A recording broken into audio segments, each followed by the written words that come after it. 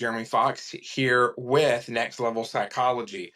And today we're diving into a topic that most people in my field tend to whisper about, if they even talk about it at all. Okay. So, why psychotherapy fails. And not just that, but why psychotherapy can actually feel a little bit cringe sometimes. Okay. So, I believe in therapy. Obviously, I do. I've seen it, especially evidence based methods like EMDR go very far in helping people completely reach their treatment goals, like overcoming PTSD, including flashbacks and nightmares. Okay. So I'm not saying we throw the baby out of the bathwater, but like any profession, psychotherapy has some blind spots, it has overcorrections and awkward moments. So let's talk about the clinical reality of why psychotherapy can fail. Okay. So, for one thing, the structural and psychological reasons therapy doesn't work includes the mismatch between the therapy model that the counselor is using and the client needs. So, psychotherapy is often built on a diagnostic, symptom focused model. All right, so what does that mean? For many people, especially those that are having existential upheaval, it could feel like being handed a wrench when what you need is a life raft. CBT might not be a good fit for someone who has massive traumatic memory incursions. Okay, so flashbacks. So Bruce Wampold pointed out that common factors like empathy, the therapeutic alliance, and the therapist client relationship, in other words, are more predictive of success than one model. Okay. So Joseph Gahn said that Western therapy fails to address lived realities of people who aren't Western. Okay. So I get that. One thing I'm going to say is a, a lot of graduate programs focus on how to listen, how to hear, and how to reflect back what someone's saying. And I think those are good initial skills, right? That help people to feel heard and understood. But the graduate program is really to weed out bad actors and to determine that people are appropriate to be therapists, I think, versus equipping them with actual empirically valid, powerful modalities, which sadly the therapists have to then pay for out of pocket after the grad program ends. So I use EMDR therapy. So very short primer on that. It is a model that involves desensitizing traumatic memory by having a client either in office, here in my office, or over a computer. Think about the traumatic memory in detail while I move my fingers or have them tap or hold some hand buzzers. So what it does is it stretches out the memory by interfering with it, and it continues to interfere with that memory enough that the brain thinks, oh, well, it's done. It's over now. It's just a memory. So it taxes the working memory of the client by distracting them while thinking of the memory. So that interferes with memory reconsolidation, we call it. So what does that do? Well, it takes away flashbacks and nightmares, phobias, OCD intrusions, whatever you want to call it, OCD obsessions. All of that gets positively impacted by EMDR therapy, meaning there's a cessation in flashbacks. Okay. So everybody doesn't learn that. I had to go learn that out in the wild. Okay. In the therapy world, in the training world after I went to graduate school. So that's how that worked. I didn't just learn that in a grad program. I had to go pay for that. So let's keep going.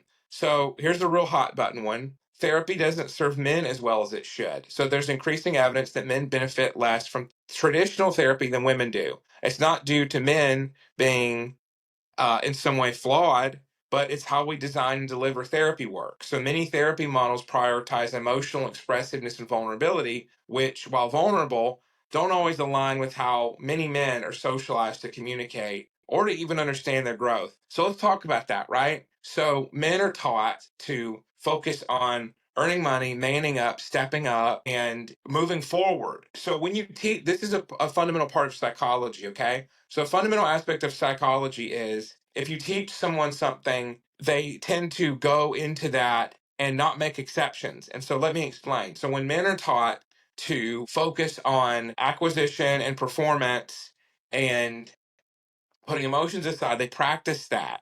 And without practice, you can't easily switch into a behavior. So it's hard to state switch when you weren't taught something. So it's like saying, "Oh, I'm going to go ride my bike." Okay, if you ride a bike, you've learned how to do that, right? Like no one says, "I'm going to go ride my bike," and they've never ridden a bike before because you're going to fall over. However, when men are told, "You're going to do therapy now," okay? And they're expected to go emote, that's like expecting someone to go ride a bike who's never done it before. They're going to fall over, they're going to be suspicious, they're going to feel embarrassed because they haven't practiced that, right? Same principle that you have to practice the behavior to be quickly good at it. So I see a lot of articles about men now falling behind the workplace, and that's frustrating women who would want to marry them, right? Because they want the guy to do well. So all of this stuff about male socialization is to say they're not socialized to speak the same way in therapy that has now become the norm. Okay.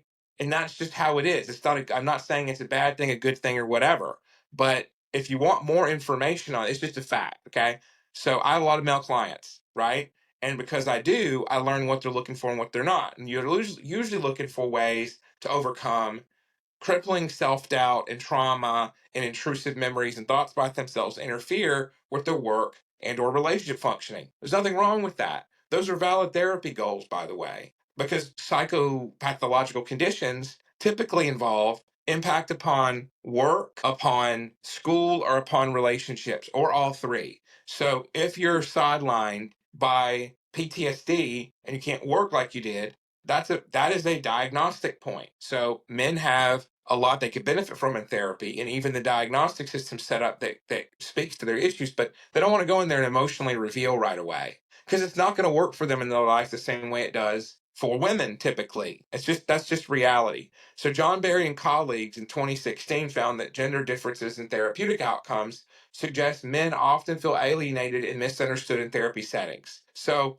Barry, who I've spoken to, by the way, he's a really awesome psychologist. Barry argues for strengths-based approaches that are more goal-oriented, action-focused, okay, and aligned with how many men conceptualize health. Okay, so goal, action, alignment. Nothing wrong with that. By the way, a lot of women want that in therapy too. Can I just be honest? A lot of women want to feel that their therapy really speaks to what quantifiable, documentable changes they want to see in their lives.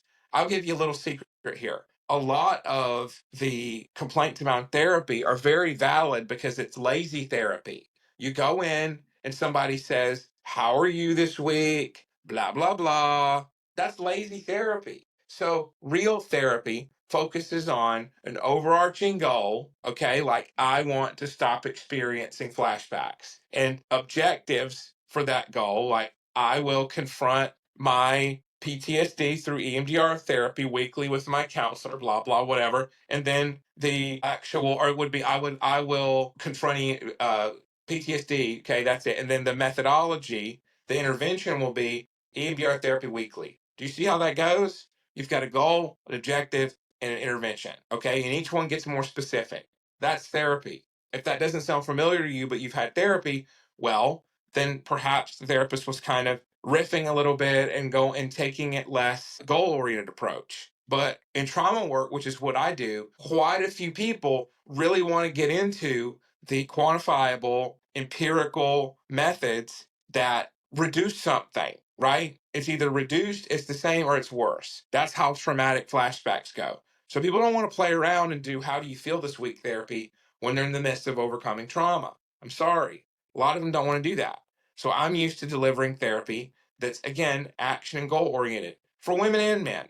Okay, let's keep going. The over-pathologizing of normal human pain is a big problem in our world today.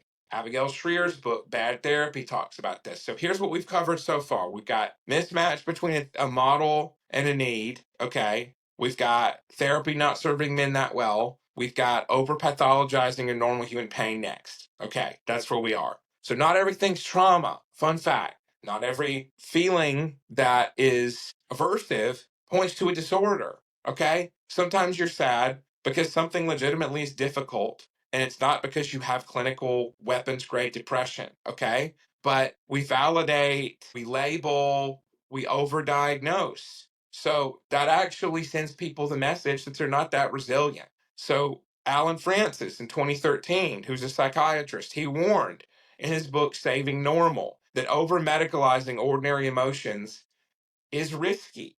Barbara Ehrenreich, I think I'm pronouncing that right, in 2009, critiqued the culture of forced positivity in her book Bright-Sided. Okay, so what does that say? Okay, so if you have questions about that or thoughts, put them in the chat. But I'm going to say also, there's another principle at work here called prevalence inflation, and you can look that up. When people, what these massive mental health campaigns are launched in the UK and the US primarily, and it says, oh, if you have these symptoms, go get checked. You may have a mental illness, right? A mental health condition or a mental illness. And people go and they over-pathologize and look into themselves and flip out and think that normal sadness is depression, normal anxiety is generalized anxiety disorder. So, okay, again, prevalence inflation hypothesis, check it out. Okay, so let's keep going. So we've got the therapy that prioritizes insight without action. Now, this is big, okay? This might be one of the bigger ones that I've noticed, and I kind of spoiled it going into the conversation here, okay? So you could spend years excavating the psychological architecture and foundation of your childhood and still be stuck in the same patterns, the same relationships, even the same job or marriage when it's not working for you or is abusive in some way, okay? So what does that mean? Understanding the problem does not always change the outcome. Full stop. I have to tell you that, okay? So Prochaska and DiClemente, who are the Stages of Change authors, they have a trans theoretical model that reminds us that readiness and behavior change require more than reflection. Okay, that's a mouthful. I know it. But there is no substitute, okay, for change, no matter how small it starts. I'm just going to say it that way. So if you look, because that's accurate, if you look at behavioral activation therapy, BAT, the goal is to get moving, become active with behavior. Small changes add up. Small changes are worth a day of thoughts. They really are, because don't count for what they don't count. They're not real. They're real in how they can affect your behavior and your mood, of course, but they don't add up to anything of change in your life. And that's what people want in therapy. So understanding the problem doesn't always change the outcome. I love that. That's what you need to keep in mind. So Marsha Linehan, the guru, and absolutely, she would hate being called that, the absolute queen of modern mindfulness, of dialectical behavior therapy herself, focused her work on the need for skills training. So she pioneered a lot of skills training. Insight's great. It's the beginning, okay? That's all it is. You cannot have an aha moment that doesn't get transformed into legitimate change. It doesn't do anything. Okay. So therapist passivity, that's a reason that therapy fails. Okay. We're really getting here. We've got our fifth reason here. So many therapists are afraid to rupture the alliance with the client. They sit back, validate, nod, reflect, but sometimes the work requires confrontation and the gentle but firm kind of pointing out discrepancies, we call it. All right.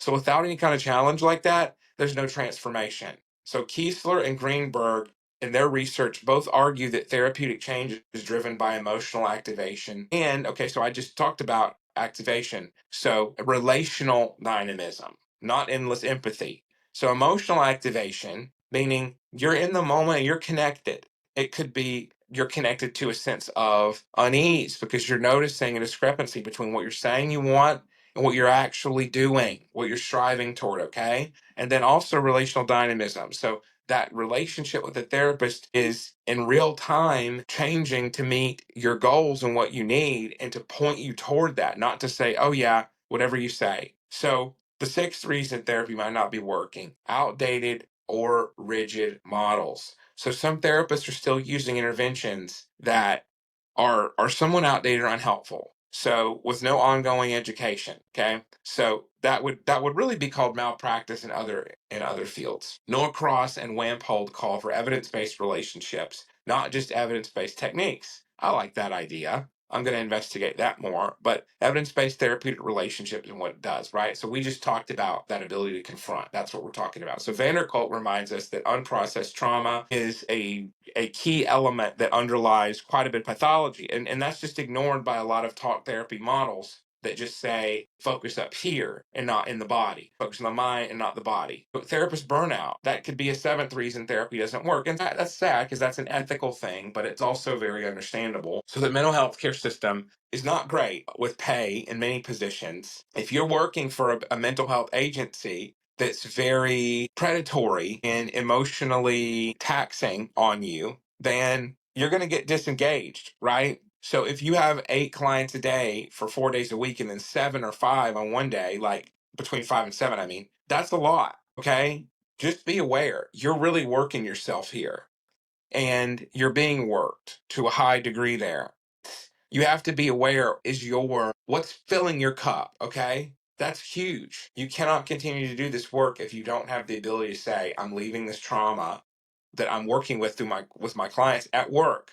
And I'm not going to take it home, okay? I'm not going to let it impact my own time that I need to recharge myself. So, low pay, high caseloads, emotional labor, and we're talking real emotional labor here, lead to disengagement of therapists. So, again, you have to be able to do things that fill your cup. So disengaged therapists do real harm. I like the definition for Maslach and others. That's just how it's quoted at all. Define burnout as emotional exhaustion and depersonalization. Yeah, so that emotional exhaustion component and feeling disconnected from yourself and what's going on in the moment, like those are key elements of burnout. And burnout involves not being there. And what's interesting is that relational dynamism and your connection with the client is what's going to flounder. It's not going to be there. And you're not going to think to use the right kind of interventions or models. Okay. So we could also refer to it as compassion fatigue. All right, so let's talk about sort of the cringe model here of therapy. What causes it to be cringe? Okay, so what causes therapy to result in an eye roll and a sigh versus like an aha, right? So therapy speak, when saying something like "I'm holding space," inner child, whatever, those concepts are useful, but the language might sound very foreign and it might sound somewhat disconnected to a lot of clients, especially men, by the way, to loop it back to that point. So Carl Rogers advocated for plain, honest speech. Carl Rogers, the dude who did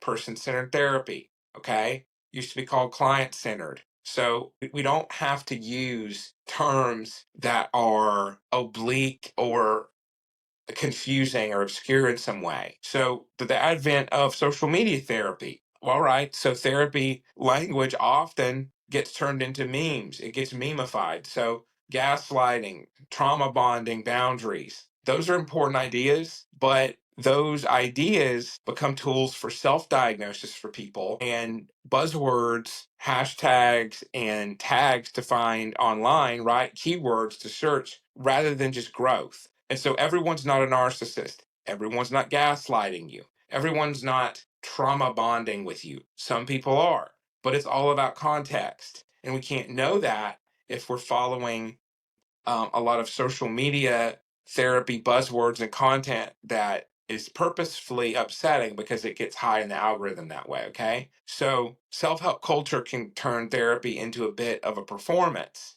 And that's something to keep in mind. It's not therapy if it's not personalized, it's just self help. And beware, how are you applying it to yourself? So over validation is also a problem in the therapy world. I'm going to say it. Okay. So therapists sometimes confuse validation with endorsement. You can tell someone you're valid, right? After they behave in a way that is just human. So blaming someone else for choices, but that's cheerleading. That's not actual behavioral change or exploration. You're just saying, all right, they're there. So Jonathan Haidt, who you may know from my previous streams, one of which was Dobransky, Jonathan Haidt wrote The Anxious Generation, and Brene Brown wrote The Gift of Imperfection. She wrote many different books. She's big on overcoming shame. So Jonathan Haidt and Brene Brown both stress that growth comes from both vulnerability and accountability. Okay, those two things together, not just comfort.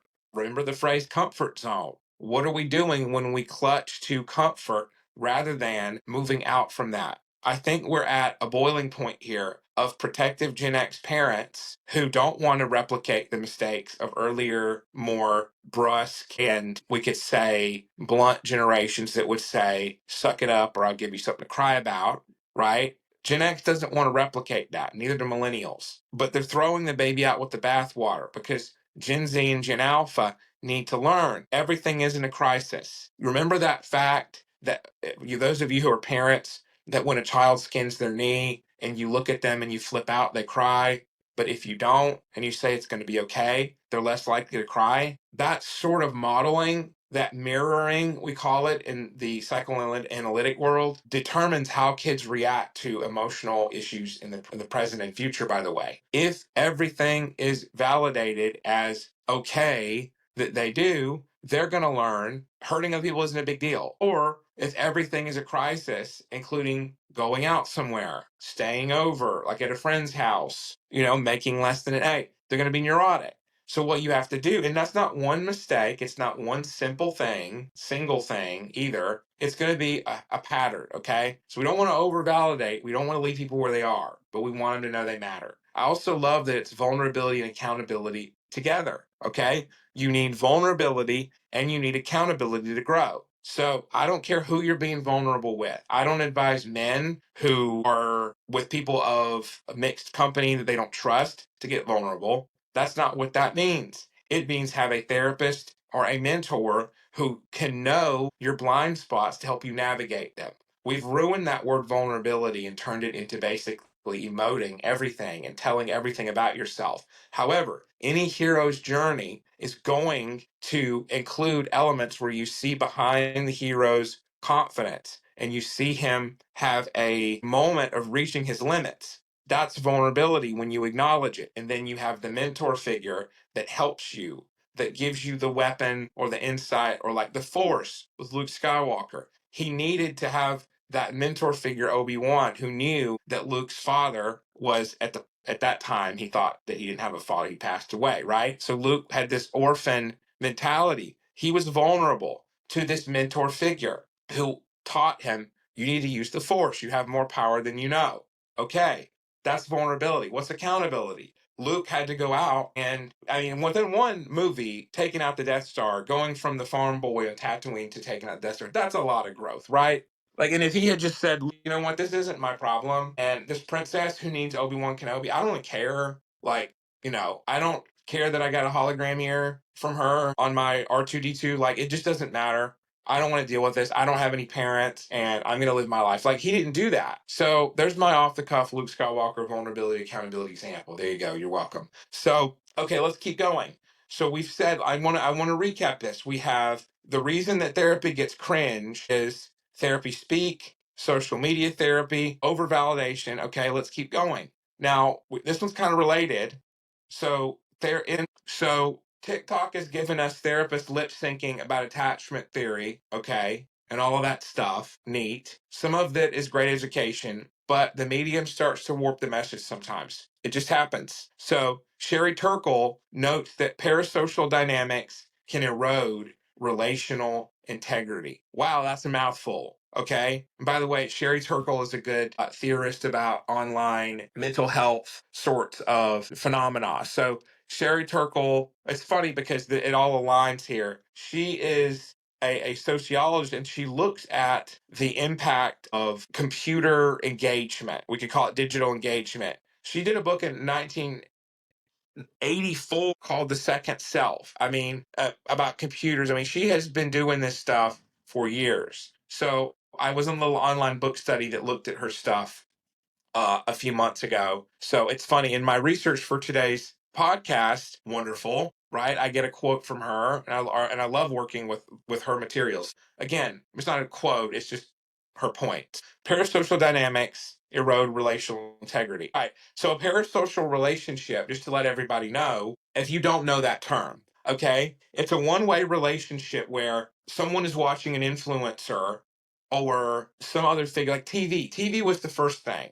Really. You could even see say radio probably. I'm not that old. Anyway, the internet, though, with parasocial relationships has become more interesting than ever because you've got people who make videos in real time and stream like what I'm doing. So they stream, they can answer questions, they can kind of be a part of your life, but you're still more watching them. And it's one way because you're more connected to them. They don't know about you, but you may be projecting onto them that they know your likes, that you have things in common, and they are your friend and like you. Like it's basically a function of transference of your fond feelings onto this other person. Okay, so think about it that way. So when you have influencer therapists, it's a bit interesting because they're not your therapist. They're, no matter how awesome they feel, they aren't. They are a source of information. So Jonathan Haidt critiques the broader cultural push to avoid discomfort. So that's a thing that's happening with some influencers that are therapists. I mean, so that just sells, right? Fear and reducing fear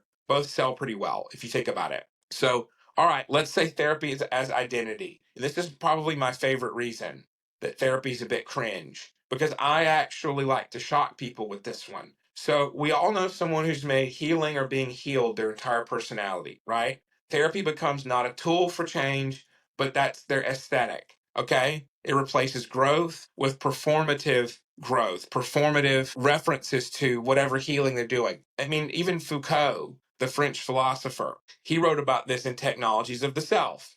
Okay, Christopher Lasch saw it coming in the culture of narcissism. So, this idea of therapy as identity, I'm going to explore this more in an upcoming essay. But for right now, I would say what you need to keep in mind is when someone constantly talks about their flaws and their efforts at overcoming them, it's a bit too meta. And in other words, it's a bit too talking about the self. And there's people who do this in a very fragile, narcissistic way to constantly grip the conversation and have it be about them, even if it's negatively about them. So there's a lot to be seen there and a lot to be discussed in terms of that. I mean, I have clients who've gone to therapy for years and years, and they come to me and I tell them the goal is that you don't need therapy anymore.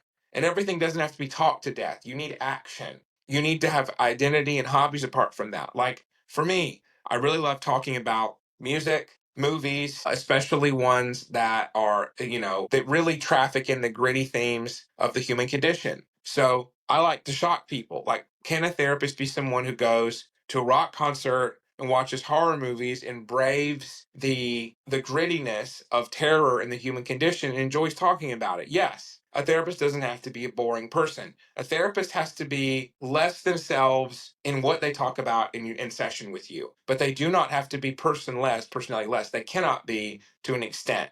Because in Freudian psychoanalysis, the therapist needs to be minimal in their presentation, but they still are going to be a presence in some way that thinks of what to pick up on. And what you think to pick up and run with as a therapist depends on your training and your personality. There's no way to outrun personality and intellect in therapy, because Freud invented, obviously, and he got from other forerunners too, but he systematized the talking cure, as we know. So Freud would engage in the free association technique of having a client sit on the couch, say what comes to mind. But after that, right, when you systematize that and you see what the client's neuroses are and you choose what to pick up on, your brain, your points of reference, your background in metaphor, all of that is going to come to mind when you assess and essentially create the client's clinical portrait.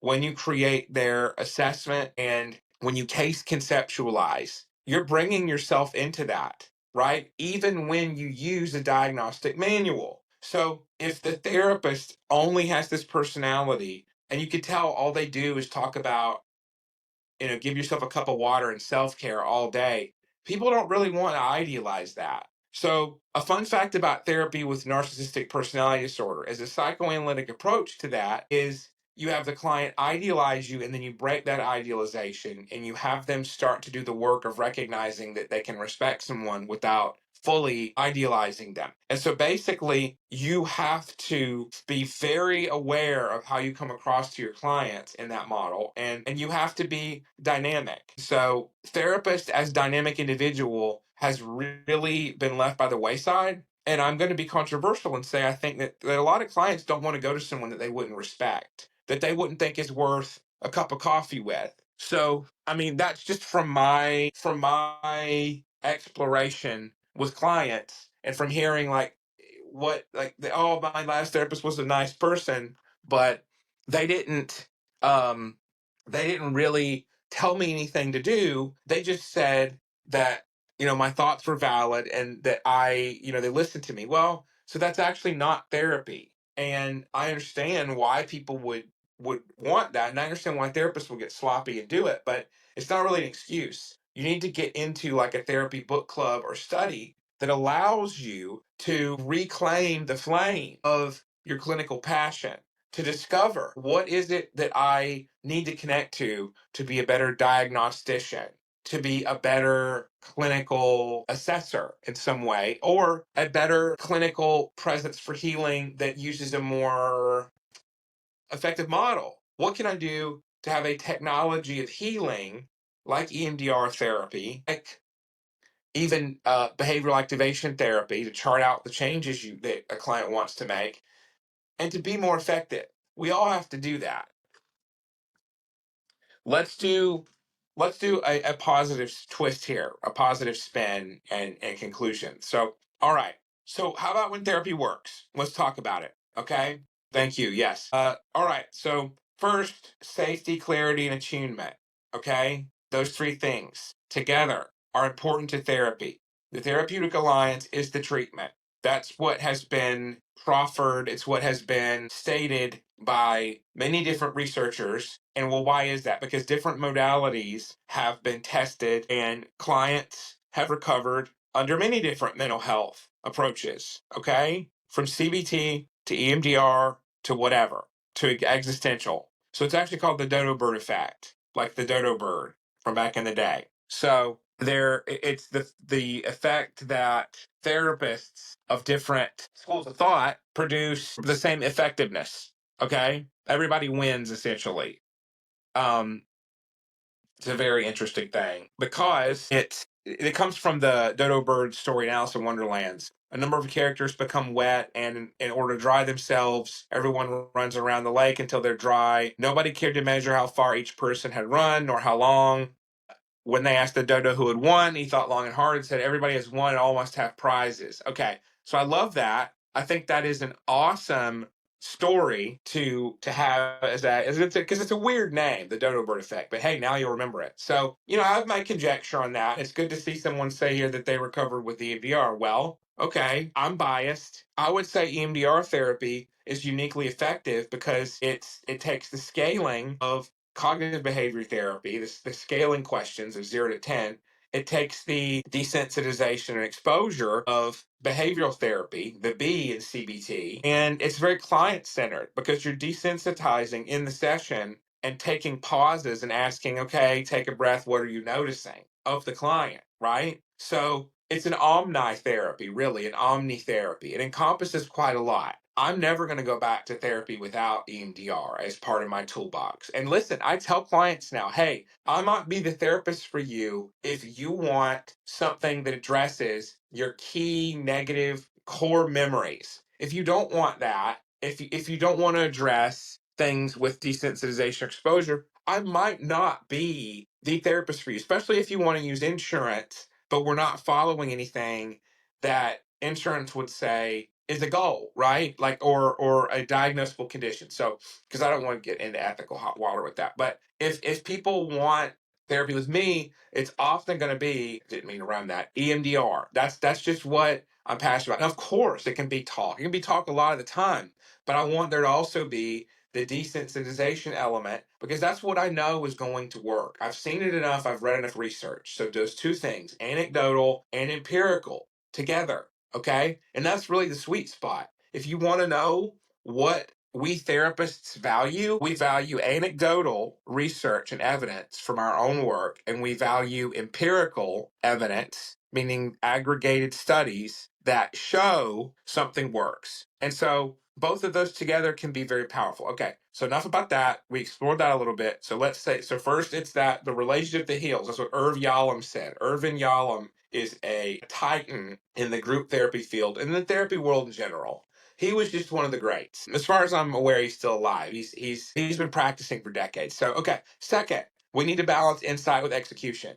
So clients need both understanding and tools, nervous system literacy, boundaries, decision making. These are teachable skills. Yay. So Dan Siegel and Stephen Porges both illuminate how embodied regulation underpins all meaningful change. Okay, so that's a mouthful. So embodied therapeutic methods, again, like Stephen Porges' polyvagal theory and Dan Siegel's interpersonal neurobiology, those things of experiencing the anxiety or the feelings, but feeling witnessed by the therapist, safe in the room, that underpins change. We cannot have it without that, in my opinion. Third, therapists remaining humble. That's an element of change. Okay. The best therapists are learners. They update the frameworks, they ask better questions, and they're not afraid to say, I don't know. So, relational attunement and mutual influence are more important than therapists as expert. Okay.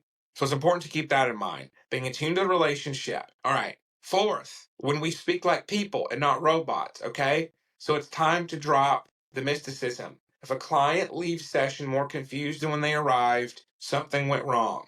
And I will say that too. When clients don't understand what we're doing, when they don't feel they got anything out of it, they'll just usually go along with it until they leave. They don't often confront us. I've had many clients come to me and say, I don't really know what was happening. They were nice. It's like, no, that's not great.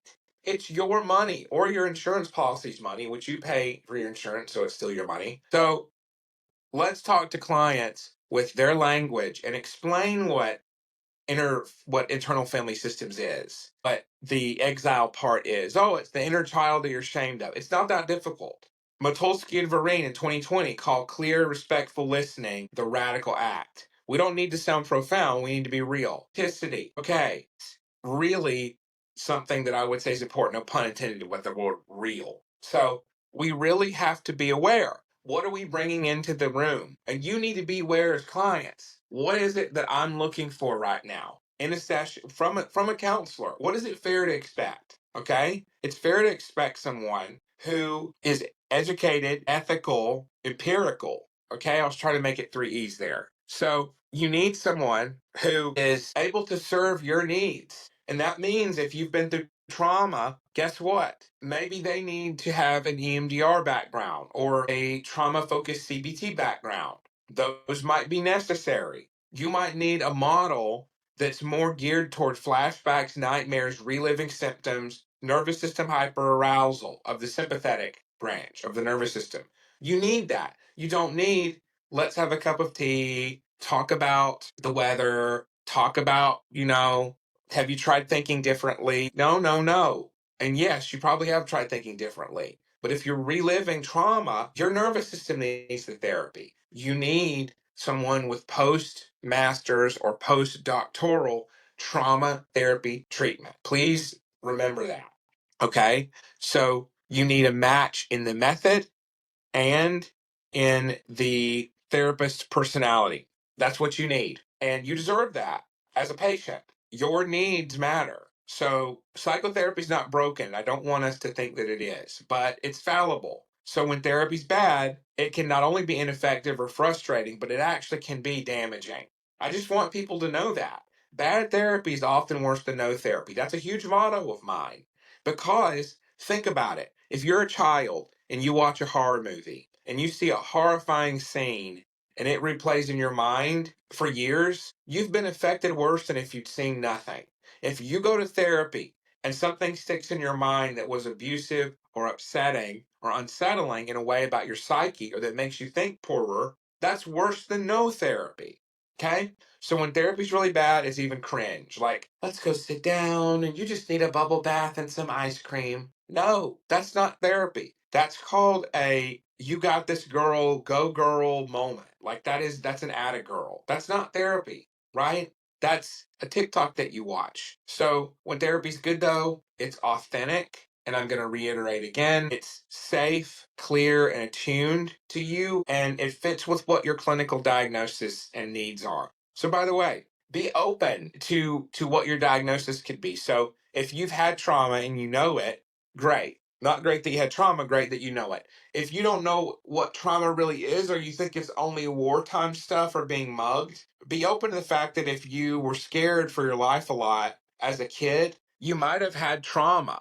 Okay? That might be what you're dealing with versus, standard run of the mill anxiety. That's how I would put it. So be open to what it looks like to that if you had a traumatic experience, receive trauma treatment. Okay? Trauma is not just what veterans experience. And I really want people to know, like, your experiences here may meet a different diagnostic criteria than what you were thinking. You might have been told you have bipolar disorder, right? when you have quickly shifting moods, well, maybe it's borderline personality disorder. Not saying it is, but people misdiagnose and self-diagnose because of cultural terms that we use all the time. It's so common that people get in their head these terms that are inaccurate. Well, why is that? Again, let's go back to it. Therapy speak, entering the public sphere. Okay, so that's what I've got. Really appreciate everyone's time here. If you want to help me out with the channel, I call it that, like YouTube. Please don't hesitate to reach out. My DMs are open. You can send me podcast ideas. So I'm now podcasting from the Substack app here